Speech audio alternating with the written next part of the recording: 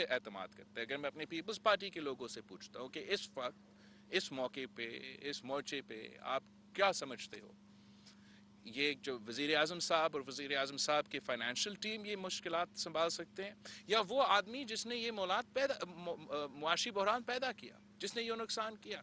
तो मेरे ख्याल में सब कहेंगे कि हम इमरान खान का जो 4 साल का गंद है वो चंद महीनों में तो वज़ीर ख़जाना सही नहीं कर सकेगा। उसको थोड़ा सा हमें मौका भी देना चाहिए कि वो हमें इन मुआशी मुश्किलात से निकाल सके।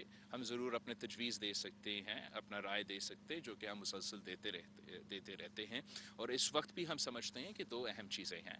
एक जो ये सैलाब आया है, इसको एक कैटास्ट्रफी से एक मौका में तब्दील किया जाए, और सैलाब मुतासर इलाके जो गिलगित बल्तिस्तान, जनूबी पंजाब, जनूबी पख्तूनख्वा, सिंध और बलोचिस्तान में मज़ीद इन्वेस्ट किया जाए, एक्स्ट्रा इन्वेस्ट किया जाए, ताकि हम उन लोगों को भी निकाल सकें मुश्किल से और हमारा मईशत को फ़ायदा दे सके। और दूसरा, पाकिस्तान का मईशत का बैकबोन हम सब सुनते आ रहे हैं कि ज़राअत है।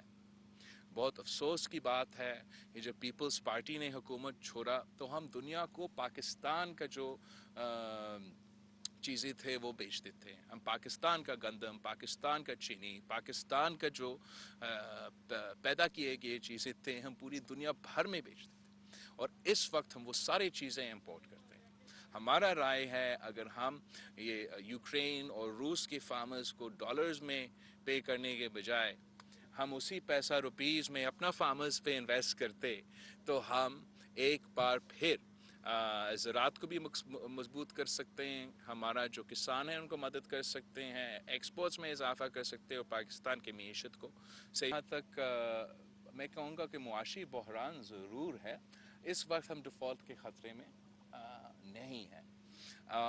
ज़िम्मेदार तो वही शख्स है जिसने अपने हाथों से हमारा मीशत का गला घोटा, जिसने खुद वो फैसले लिए अपने कुर्सी को बचाने के लिए, जिससे पाकिस्तान का क्रेडिबिलिटी आलमी इदारे में भी उसको नुकसान पहुंचाया, और हम वाकई तरफ हमें धकेला गया। तो इस वक्त हम मुआशी बहरान में हैं। जहाँ तक सियासी मुखालिफ का ये सवाल है, आप शहीद के बेटे हैं, वो पब्लिक का ये सवाल है कि हमारे बिलावल भुट्टो साहब कब दूल्हा बनेंगे और कब जब हम उनको बचाएंगे।